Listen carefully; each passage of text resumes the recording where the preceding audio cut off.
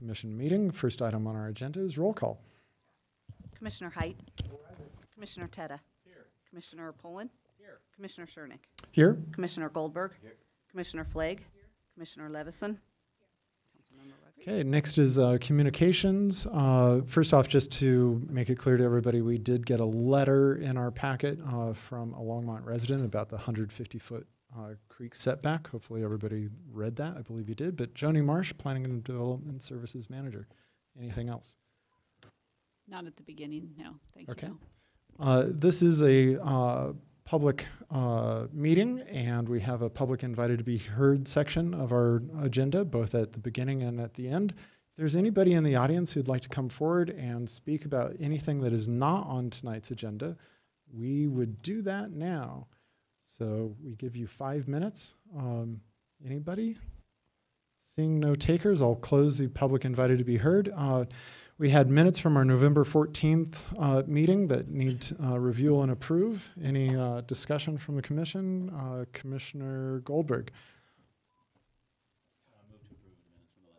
Motion to approve the minutes, Commissioner Poland. Second. Second by Commissioner Poland. Any further discussion? Commissioner Levison. I just have a quick question. I was not seated as an alternate, but I did attend the entire meeting, so am I permitted to vote on the minutes? You would abstain because Okay. you were participating as a citizen. Yes, Okay. that's a good All right. question. Thank you. Mm-hmm. So I will be abstaining. Okay, so okay, so Jane, we already have 2 abstentions. All those in favor of approving the minutes, say aye. Aye. Any opposed? Seeing none, that is 5 approved and 2 abstentions. And the next item is Sandstone Business Complex, CUSP, PZR 2018-13, with Senior Planner Eva Parachevsky.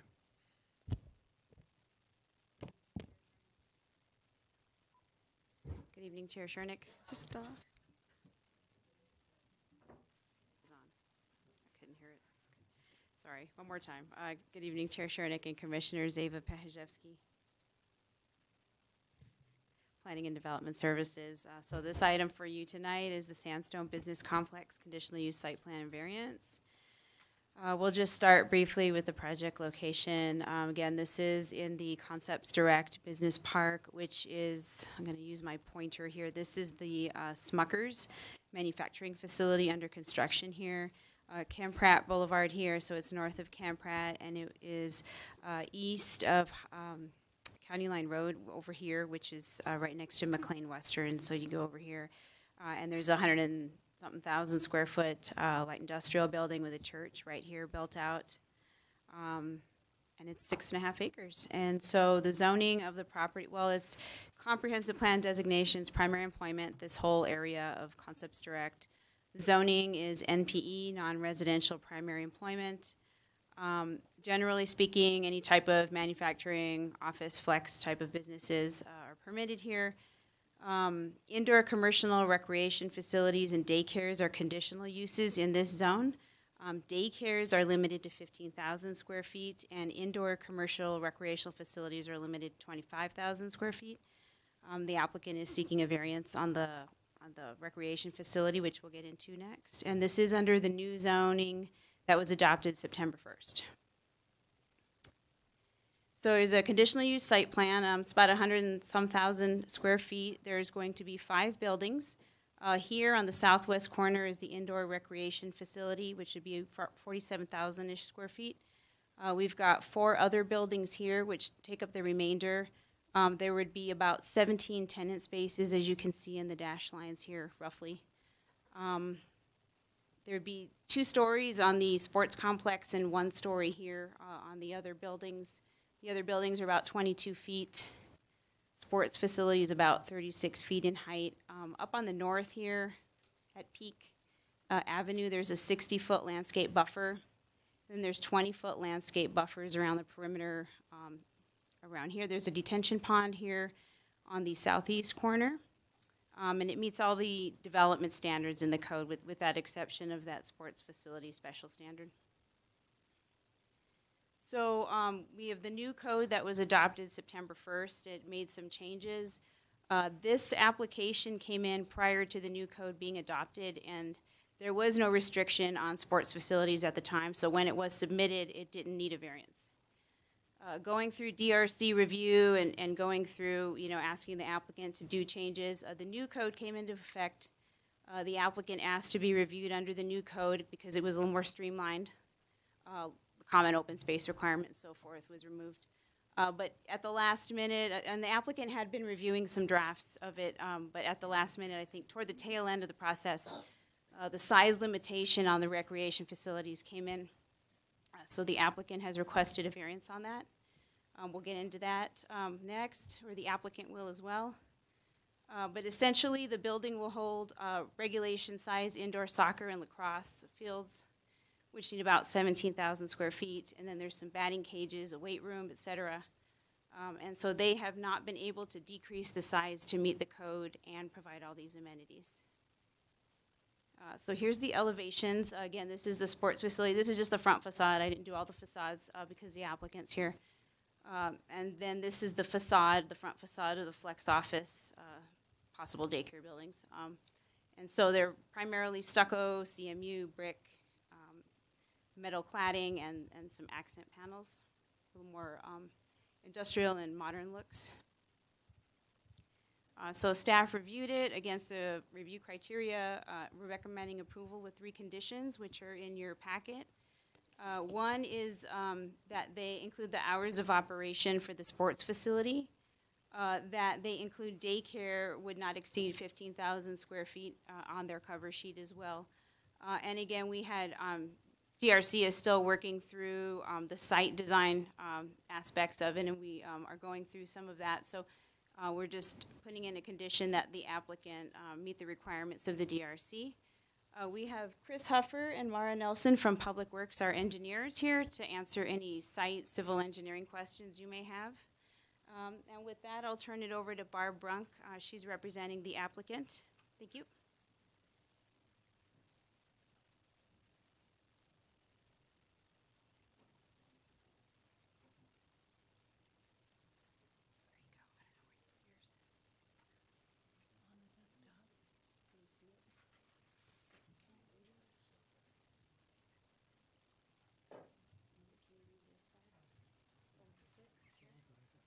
Yes.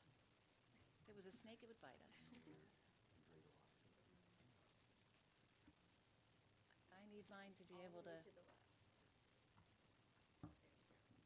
Can't see close up, can't see far away.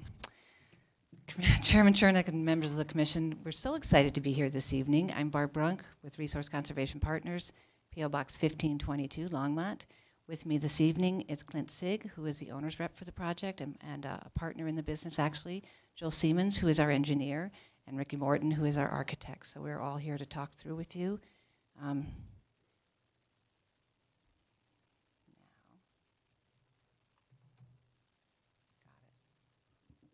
Can I do this?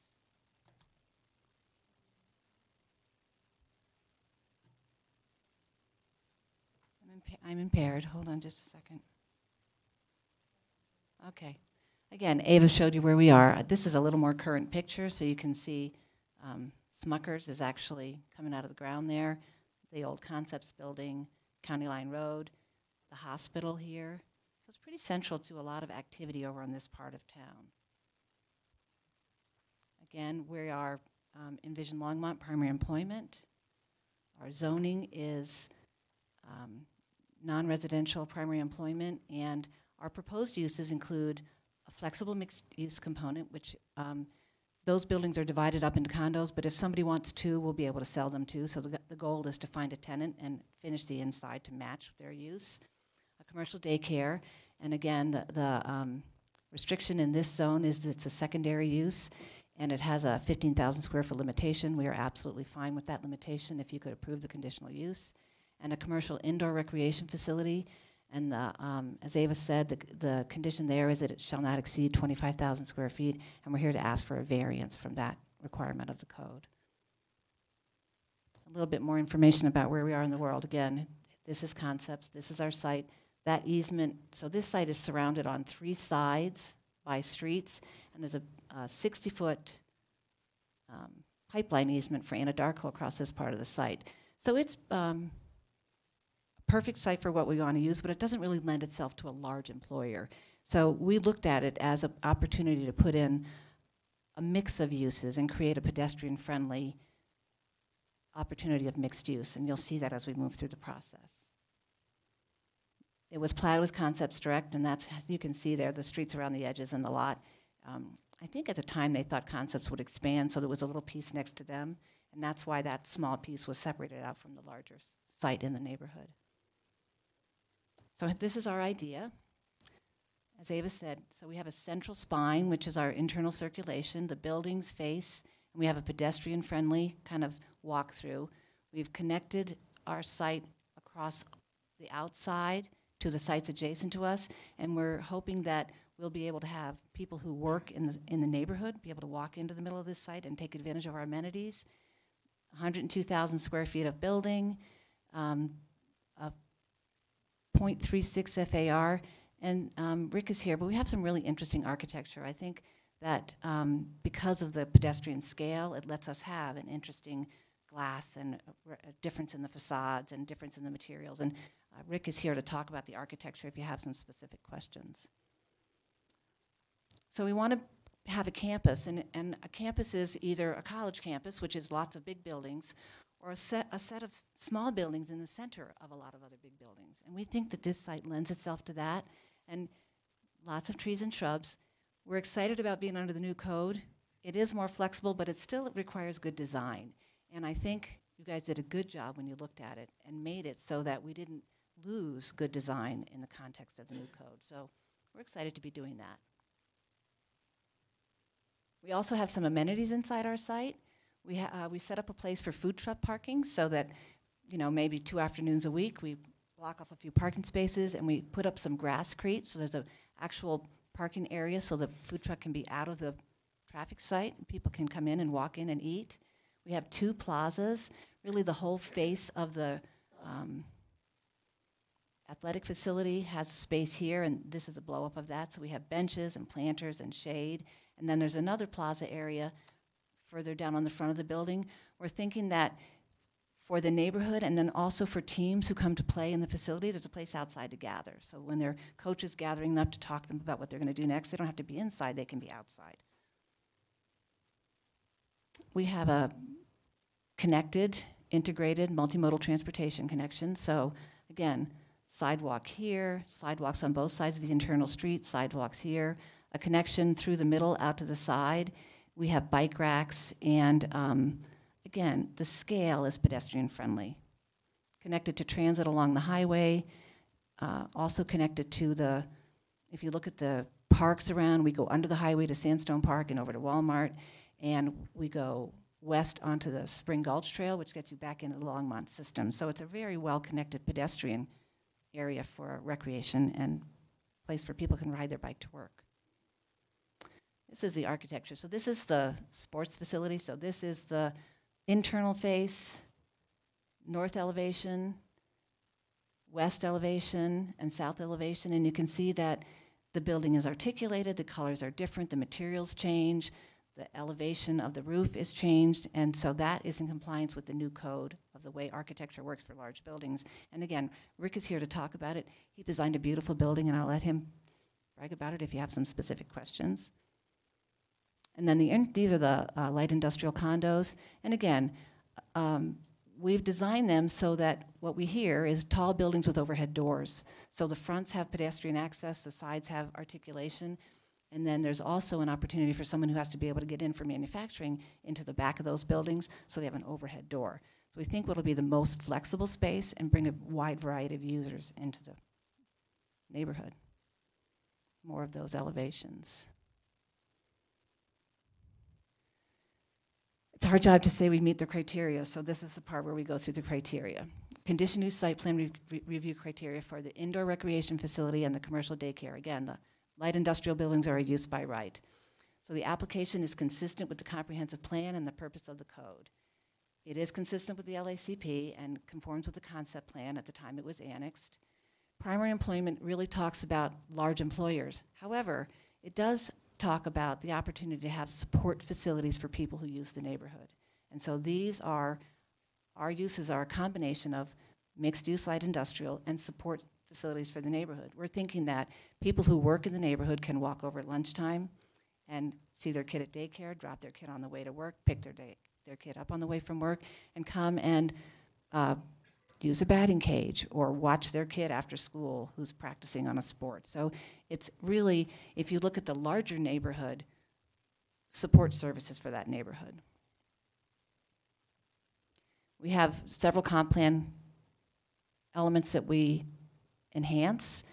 We promote a sustainable mix of land uses, including the overall mix of uses that's tossed for a balance of residential, employment, retail, and recreational. We have talk about the distribution of service and recreation oriented. That talks about spreading them around the city. This part of the city needs these kind of uses. We have a great park across the street, but that's outdoor activities. So these indoor activities, both for the daycare for the neighborhood and for the recreation opportunity, is specific to this portion of the community and the neighborhood. Again, talking about adding a wide variety of uses of different kinds of recreation opportunities around the city, and we also meet that goal. We think our small buildings will incentivize small businesses to be startups, and anybody in the economic development business knows that that's where we start. And so this is that kind of a place where we can start growing small business and maybe into bigger businesses within our community, promoting places for collaboration and innovation, again, in the neighborhood there, and workspaces. We comply with all of the applicable codes under the new code. We were very careful to make sure we were in compliance with the exception of the size of the building. So we gave very careful attention to the architecture, the landscape architecture, all of the utilities and improvements to be in compliance with the code. So the only thing we're asking for is that size difference. Again, the NPE zoning districts accommodates limited supporting commercial uses. We really think this site is too small for that big campus, so we've used it to the best we can for a mix of uses. Commercial recreation and daycare are contemplated specifically in the code. They're actually called out as accessory uses. The location is central to a larger employment and community, so when you look at Smucker's and the hospital and the retail across the street, it really is central to that location. So the bigger facility kind of lends itself to the larger area and the area we're serving. Again, we comply with the applicable standards. We talked about that. It meets all the standards with the exception of the size of the building. We meet the compatibility standard, I think, and this is a good way you can look at the other buildings. So if you look at, this is Smucker's, this is Concepts, and this is our cluster of buildings.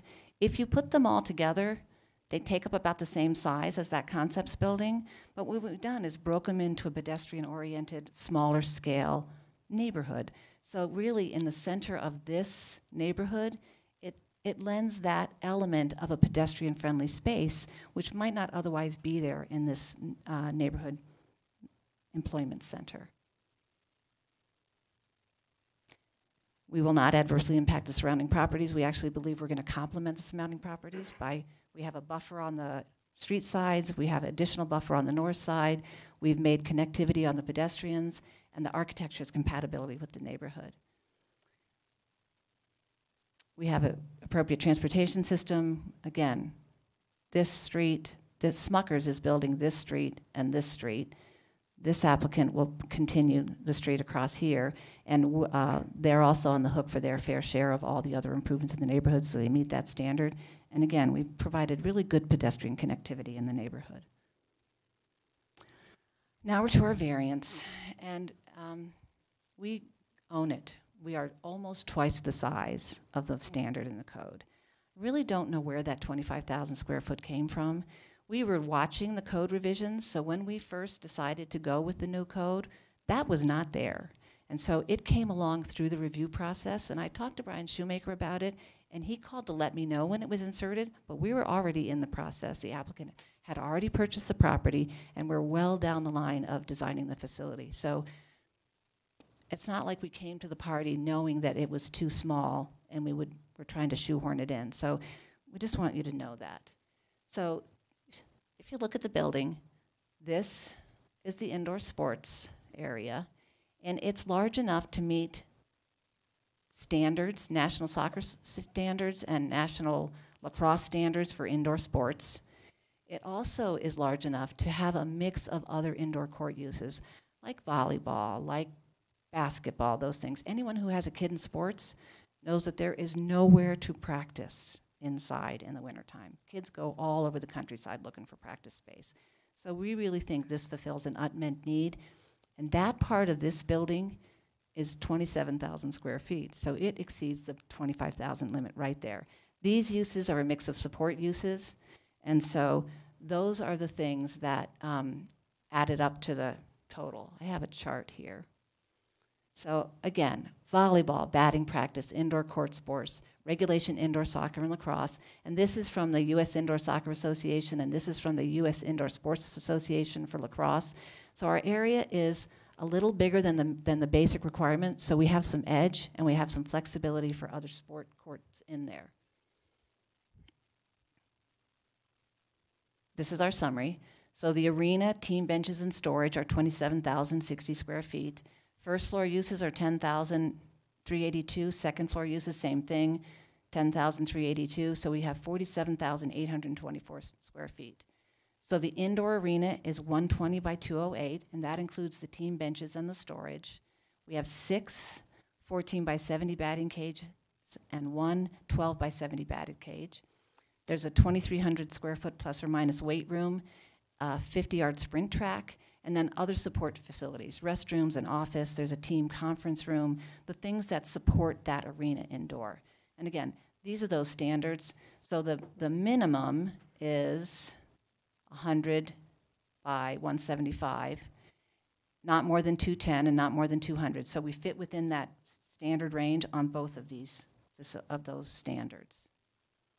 Again, this is just a little bit of information about this. So this is the first floor, so those are the batting cages, these are the restrooms, there's a lobby, and then office space, weight room, and then upstairs, more batting cages, a team conference room, restrooms, and an office.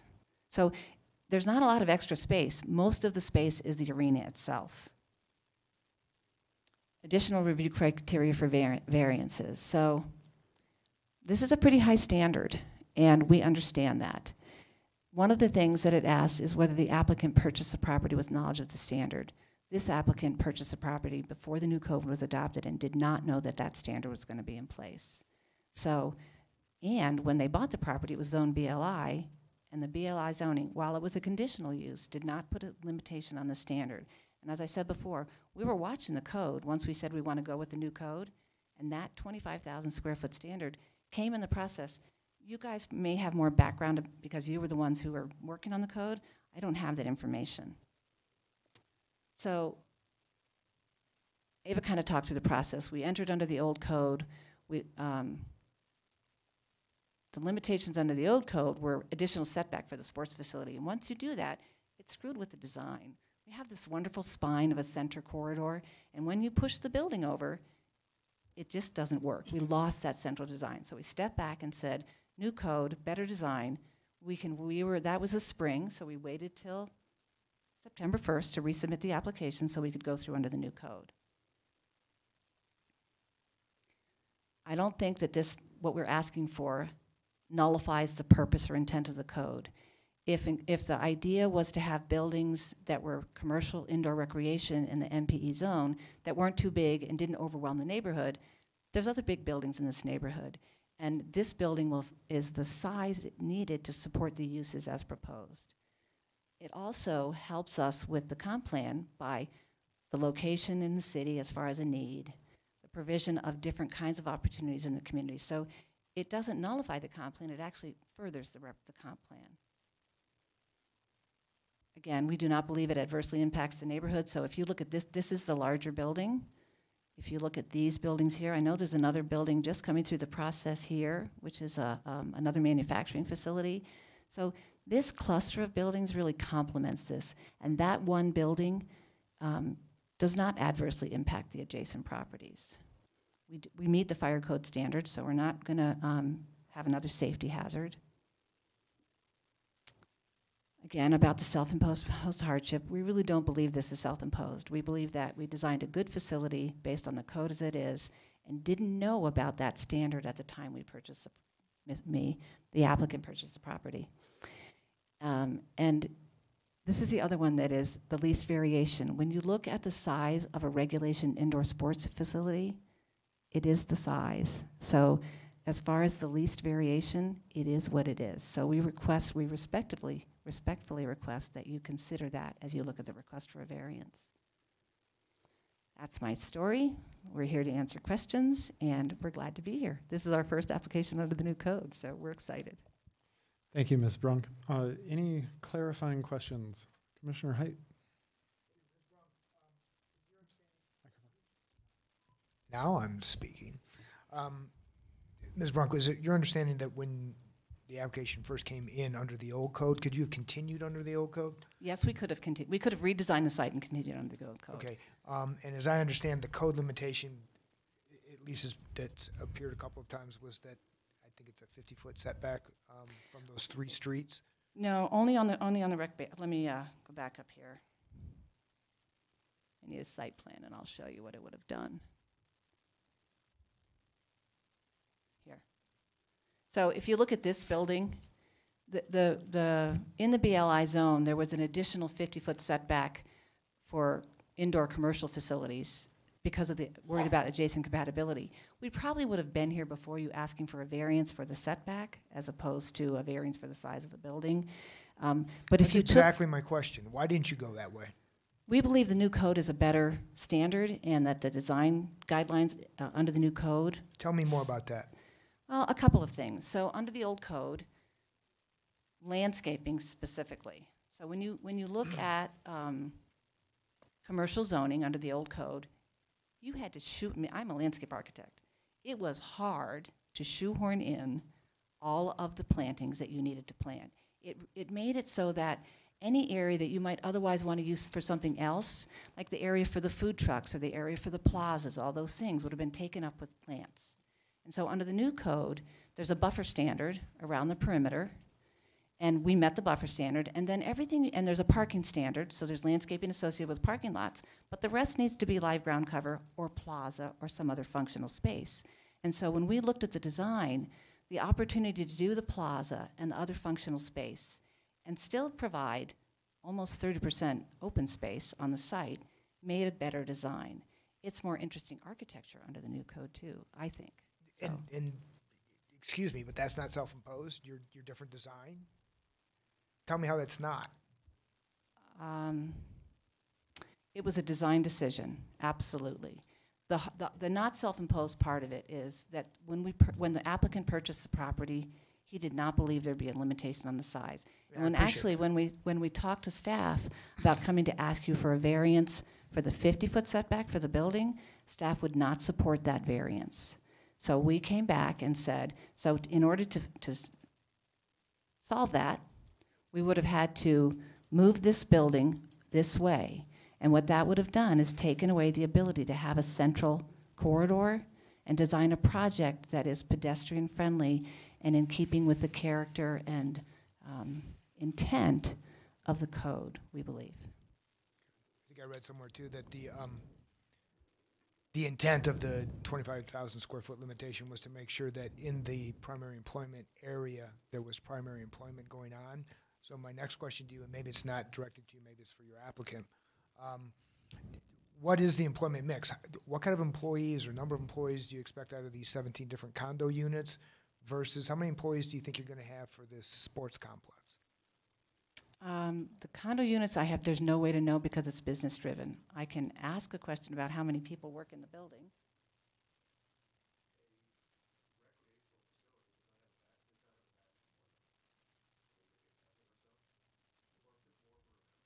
Right, so it's not a large employer, but it is, again, a unique opportunity in our community. And if you look at that neighborhood and the idea of a support service for that neighborhood, it's central to the neighborhood. And so people can walk there and use it. Come after work and pick up a lacrosse game, or come after work and play soccer, or come after work and watch kids playing soccer. So I think that we looked at the context of this location in the employment zone, and granted, and this piece of property, so it's about 5.5 acres, And you could put one just big building on it and surround it with parking, absolutely. It wouldn't be as nice of a space for the people using it, I don't think. And I think in that neighborhood, it adds that dimension that would not otherwise be there. So when you look at that in PE, that bigger use, the quarter section that is the old concepts piece, and those large pieces, they're big buildings, so they aren't at the scale of a pedestrian-friendly piece. And this is one element of that pedestrian-friendly piece. Then I think my final question is, are you sure you have enough parking? We anticipate that the parking will overlap, so that at the time that the sports facility is the most used, people won't be in the building. So we're careful not to overpark it. I know that the city has been working on not doing that. And so we looked at the parking spaces and looked at the uses and looked at the timing of the activities. So nights and weekends is when there won't be people in those other buildings. And so we anticipate that there'll be an overlap.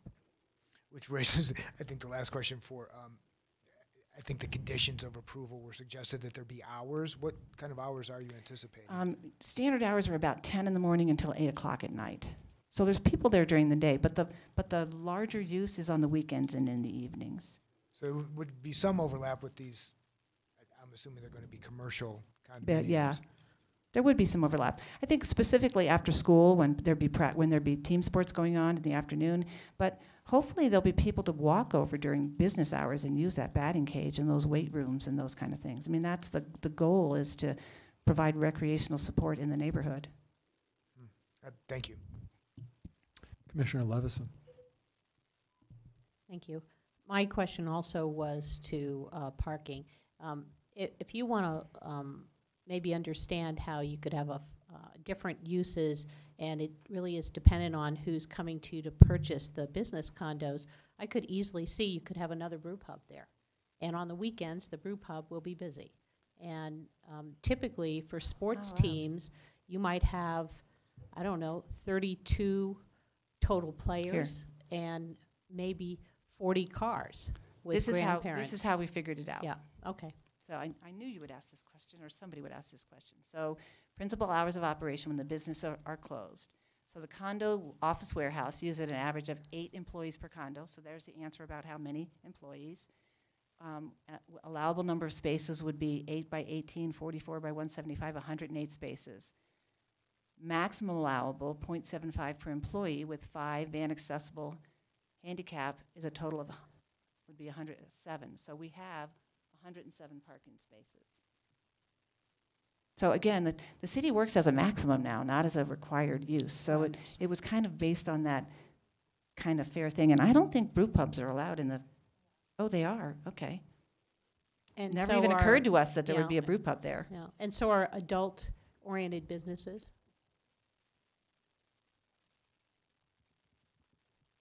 And I'm just thinking, would there be parking also on the streets surrounding? Yes.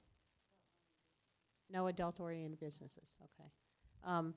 But there would be parking available on the streets, and then where would deliveries come in and out? So if you had your high bay doors, which I On the know there's back. been a dearth of high bay door facilities built in town, then I'm wondering, is there going to be interaction with, kids crossing streets or? Let me show you. I need to get back to here.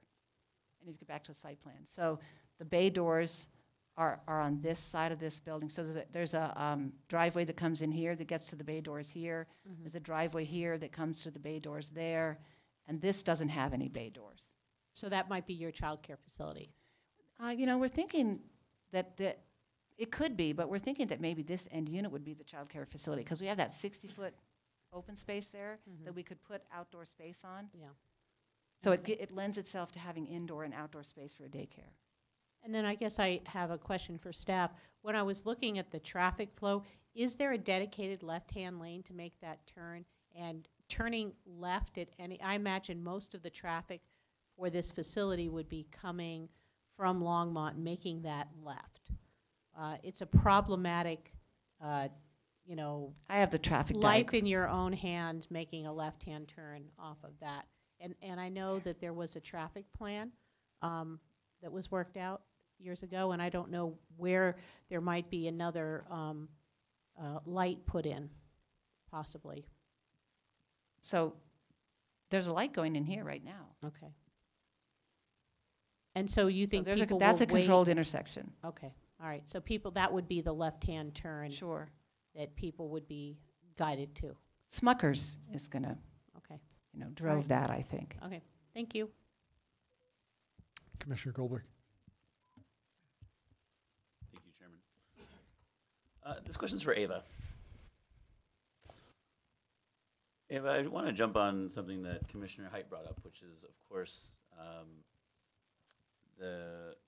really the intent of the limitation in square footage.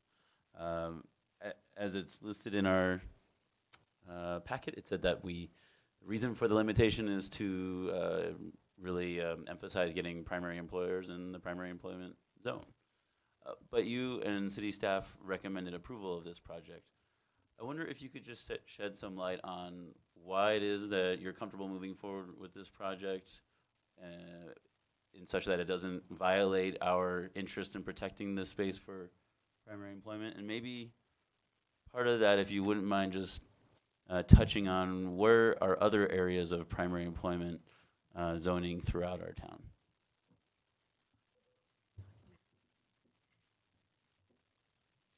Yes, Commissioner Goldberg, just going through the staff report here.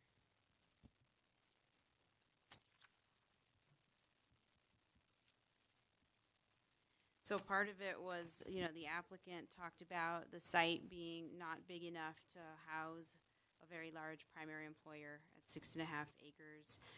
And we looked at the other buildings. The other building to the east is 117,000 square feet. They have a church in it, but it's obviously one large building. So we felt that the context of this particular site versus the intent of that code section is a little bit different, because when we were talking about, or I shouldn't speak for Brian, but I think the intent of the code update and the size limitation was that, again, we were trying to attract large primary employers, so we didn't want secondary uses taking over what was happening before, like we were getting a lot of self-storage facilities, type of secondary uses in those primary employment zones. So we were trying to avoid that. But in this instance, I know we were talking it over with our planning manager. We've got, the Smuckers parcel to the north, which is, 500,000 square feet. That's, appropriately sized. And so, in looking at this site, it just appeared that this would be something that we could support because, they have this regulation size fields they need to do, and the site's not quite big enough like Smuckers to do a really big factory or type of major primary employer. And the way that Barb had it designed with multiple 17 different tenant spaces in there could attract smaller primary employers. Maybe not one big, huge factory, but this was a good site to have a lot of different, perhaps startup businesses, research and development type of businesses. And so that was what drove us to recommend supporting it. Would you mind just touching on how limited and zone NPE is in our town? If you'll just bear with me, because this is a fresh zoning map for a lot of us. Right,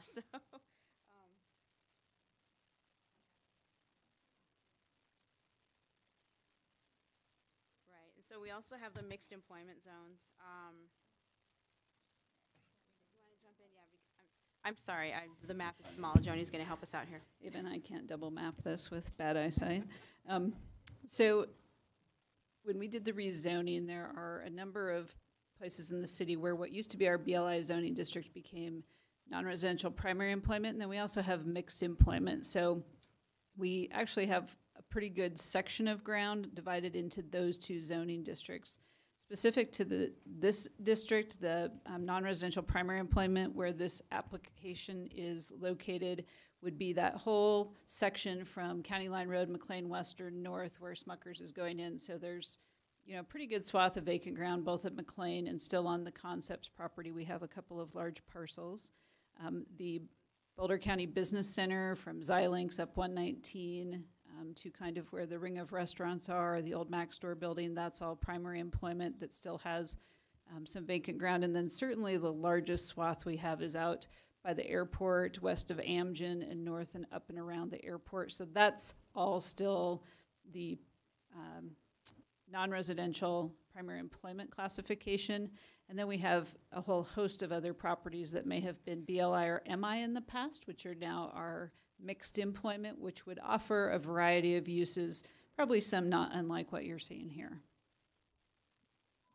Thank you both. Ava, just to clarify for everybody on the commission, we are the deciding body on this tonight. That's correct, Chair Shernick, unless it's appealed. Yes, you are Yes. the decision makers. Okay. This is a public hearing item, so I'd like to open the public hearing part of our meeting. If there's anybody in the audience who would like to come forward to speak, I think everybody in the audience is affiliated with the applicant. So we'll close the public hearing section, and we will go back to discussion and comments from the commission. Commissioner Levison. I had a couple of other questions. If the sports facility doesn't work out, could this become a concert venue? Could that be another use that, 5 times a year there could be an indoor concert or a huge wedding or fundraisers?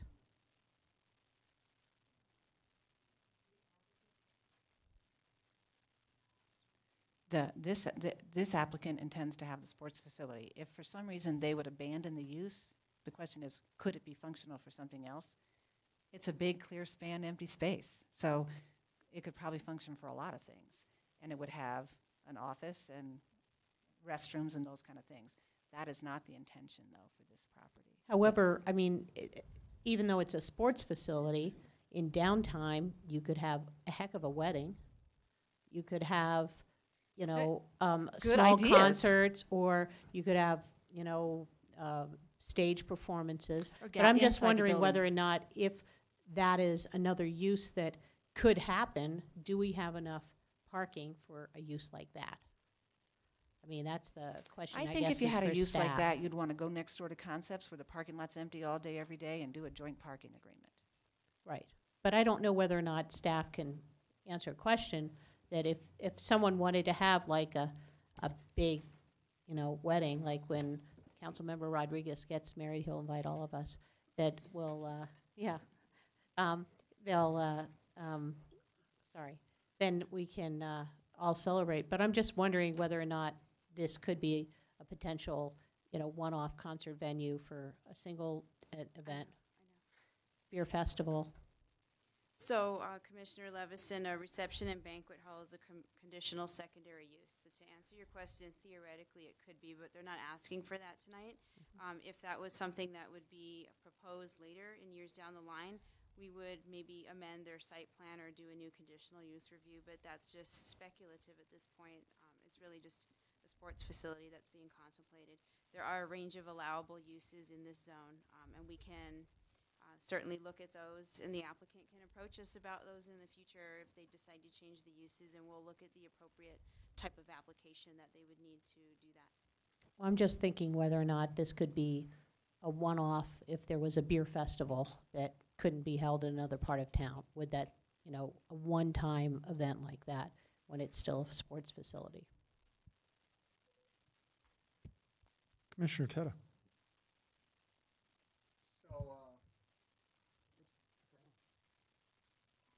That one? I looked at the stable in Broomfield. It's 157,000 square feet, a little bit bigger. Real similar type of facility. I got the sense when we looked at the project at Sunset and Pike that the primary employment zoning was going to offer more flexibility, not less. Seems to me like the 25,000 square feet might be arbitrary and hadn't been thought out well. I don't have a problem with it. I'm going to chime in on the square footage. So I did a little back of the envelope math. just reading the packet, it appears that all of the surrounding buildings, Smucker's, of course, being the big part of it, is 750,000 square feet. The variance that the applicant is asking for is approximately 25,000 square feet on top of what they're allowed. 25,000 square feet is 3% of 750,000 square feet. So given that, even though technically we are looking at the application for this one lot, not for the entire area, but context to me is really, really important here. The overall context, this fits the spirit of what we're trying to do with the comprehensive plan. I think Ms. Brunk's presentation points out in many ways in which this is actually quite a benefit to the city, and it's well designed. I like the fact that they are providing an amenity which obviously they'll make money from by renting out the sports facility. It's not like a public park, but even so, it's a use that we don't see a lot of in the city. So I would be in favor of this because I think it is well designed, it's located well, what's important is the context. And in the big scheme of things, the variance they're asking for is minuscule. Commissioner Goldberg. Yeah, I'll just echo the sentiments of Chairman Chernak. I think what we have is a really neat project before us that's filling a need that we have in our town.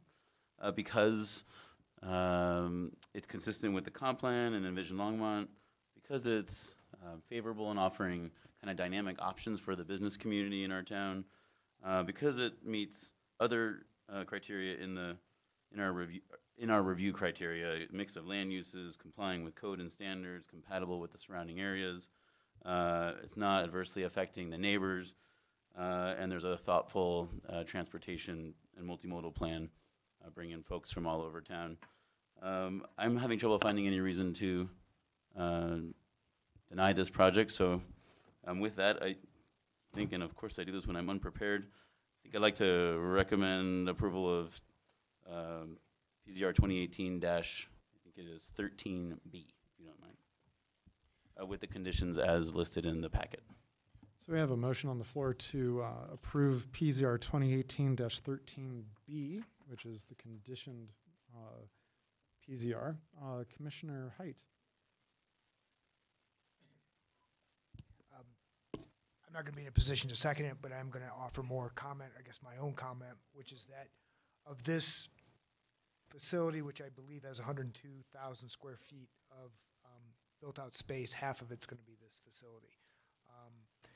Half of that facility exceeds the limitation for, which is why they need a variance, because it exceeds the recreational facility limitation in this particular zoning area.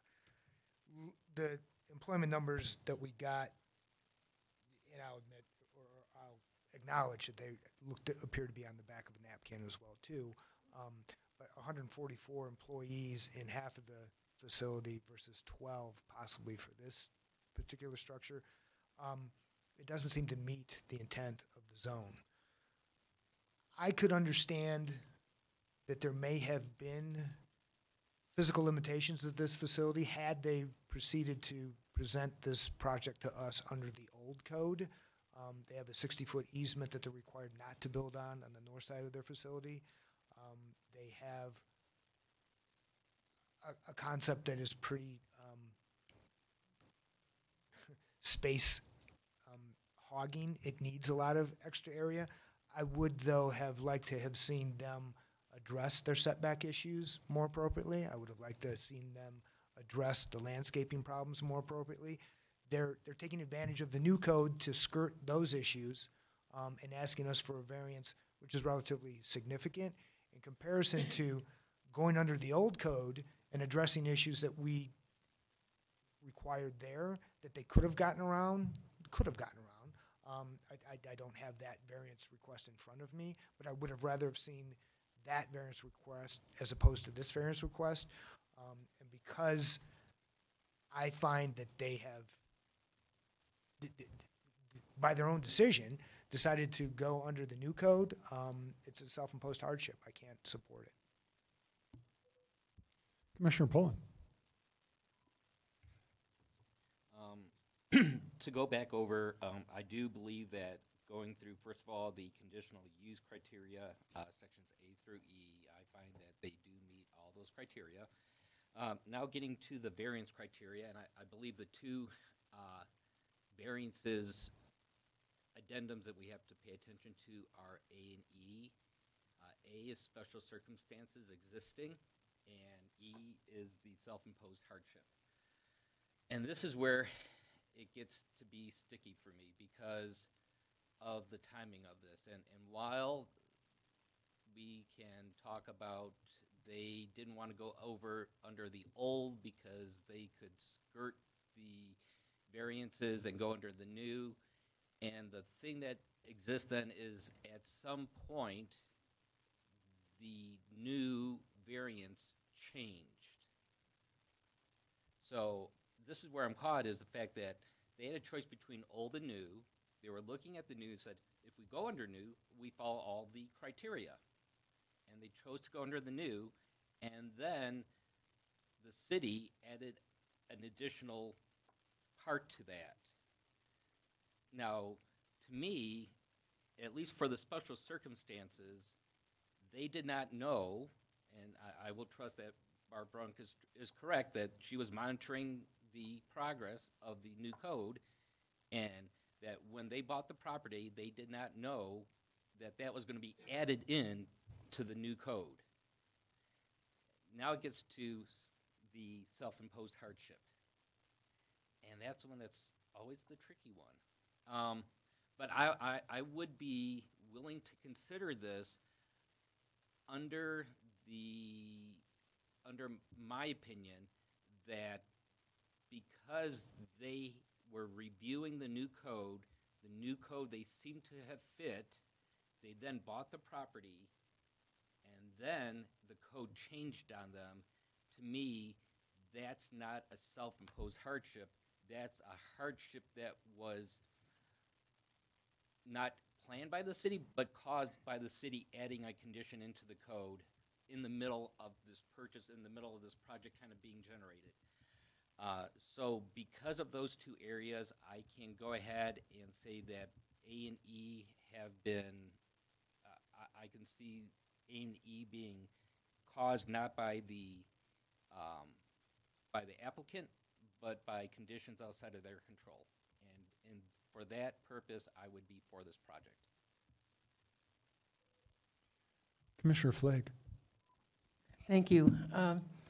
In the past, this commission, not necessarily the same membership, but in the past, we have allowed ourselves to be convinced to limit landscaping,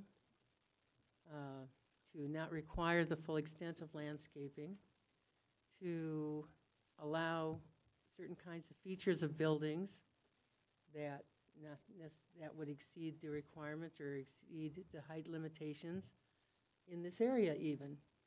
So while we have a situation here where, yes, it's going to be a larger building, and now they have lesser landscaping requirements, that's not unusual for the projects we have generally approved.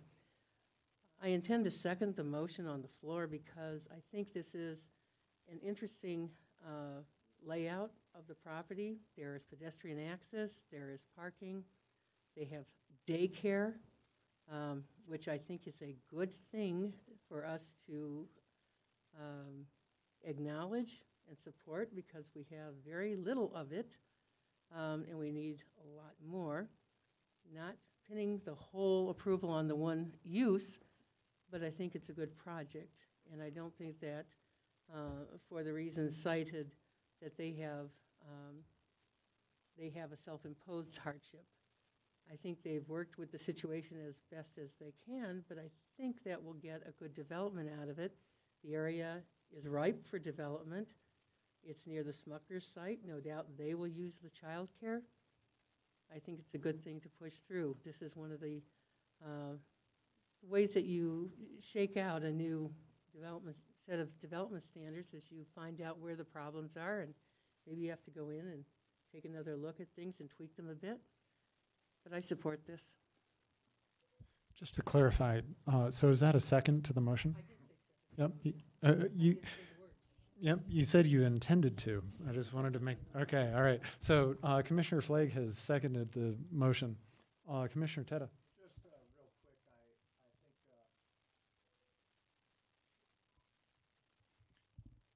I think I don't feel like they're jammed up. I think they could go under the previous code. We'd get this thing done and we'd have a worse project. I think we're all going to be better off with the design of in the new code with this variant. So I'm in favor of it. Ava, I have a question for you.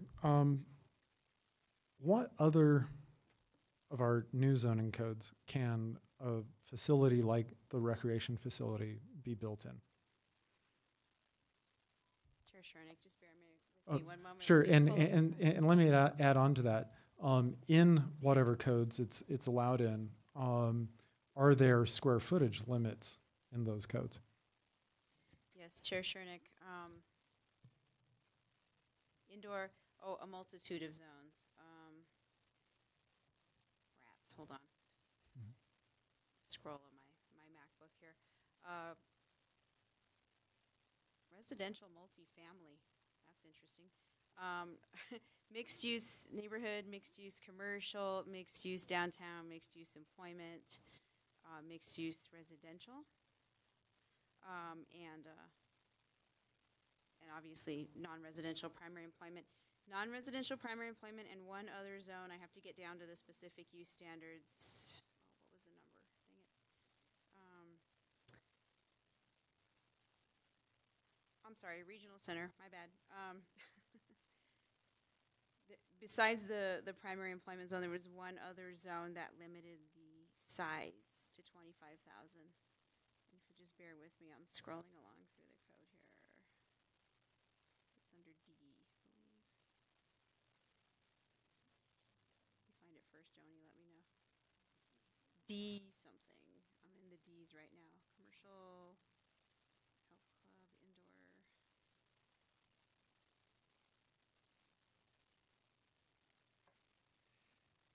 Oh, my bad. No, it's just the primary employment zone is the only zone that has the 25,000 square foot limitation for this use. It's allowed in all other commercial type of zones, industrial zones without the size limitation. Okay, but for this to exist in any other zone, to be a regulation size field, plus the ancillary uses that have to go with it, like offices and restrooms, we'd be looking at least 25,000 square feet or 27,000 square feet, I think Ms. Brunk said the field itself is. So, so that's a substantial size building to go into other parts of the city. What I'm getting at is what's the likelihood that this could have fit anywhere else in the city? I know it's a little speculative, but. Oh. I looked at that. There is the indoor soccer facility that's off of Camp Pratt. Is that regulation the size? Diagonal. But it wasn't this big. I can't. It's not the same size as this. Okay.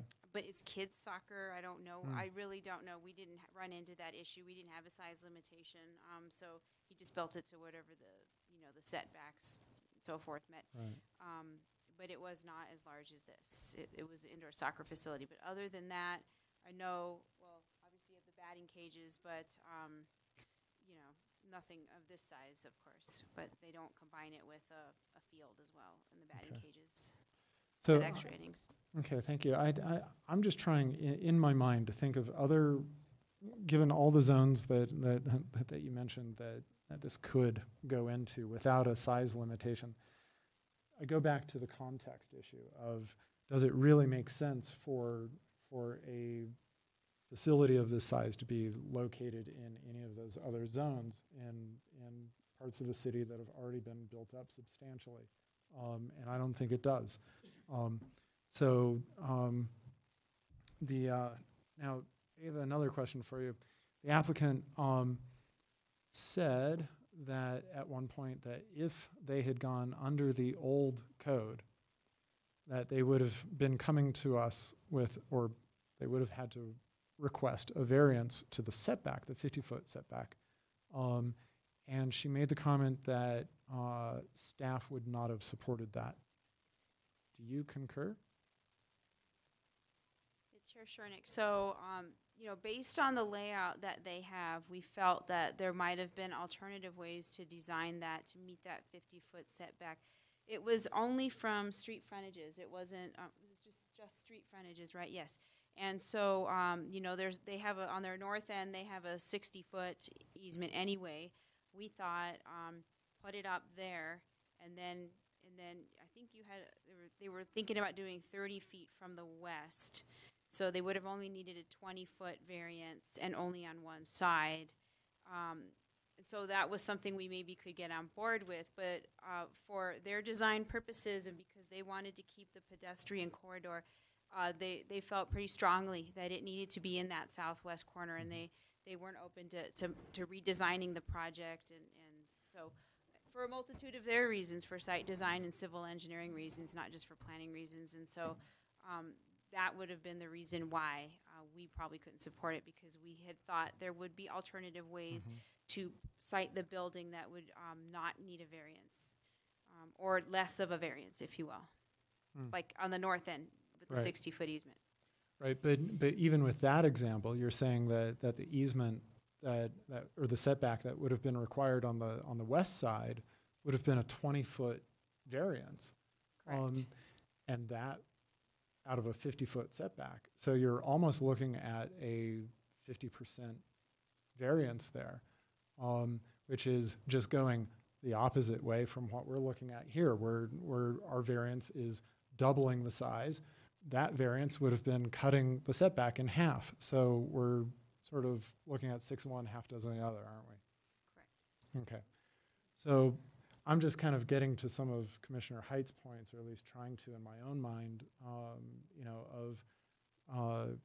how does this variance fit in the scheme of things, and is it as dramatic? I mean, I'm the one who pointed out it's only 3% of the larger area, but in terms of the lot itself, even if they had gone under the old code, we'd still be looking at something that effectively was a large variance to be approving. Correct. Yes. Okay. Any further comments? Discussion? Nobody's jumping in. Shall we take a vote?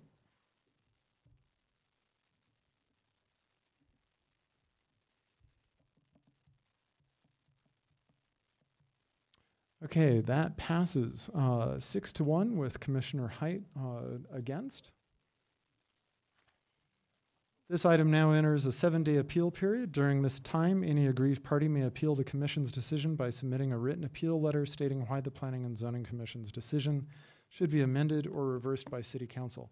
All appeals must be in writing and must be received in the City Clerk's office and the Planning Office within the 7-day appeal period, which begins Thursday, December 20th at 8 a.m.